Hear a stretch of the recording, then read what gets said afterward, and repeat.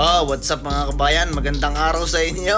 Kita ninyo ng mga panahon na yan mga kabayan, napakaganda ng ngiti ng ating Mr. President at saka ni Tambaloslos mga kabayan. Abay, nung mga panahon na yan mga kabayan, diyan sila nakaisip kung paano magkakapera mga kabayan, kung paano nila makukuha ang pera ng legal mga kabayan. Nakaisip kasi sila ng batas na tinatawag na Maharlika Investment Funds, no?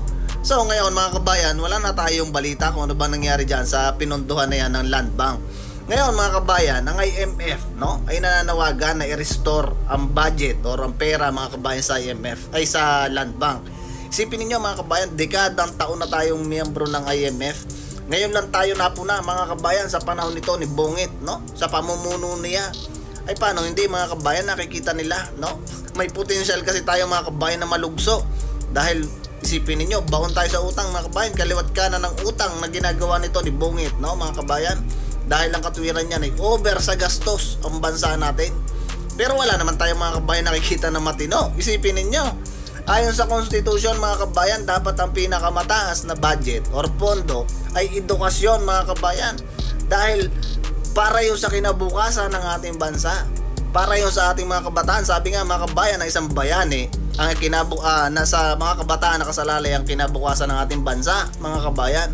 Ay paano magiging matino ang ating edukasyon ay kung ganyan binawasan ng pondo mga kabayan. Inilagay nila mga kabayan sa DPWH na wala pa naman mga kabayan na program kung ano baga ang gagawin do sa pera na binigay ng diyan sa inilaan ng mga tulonggis na yan mga kabayan.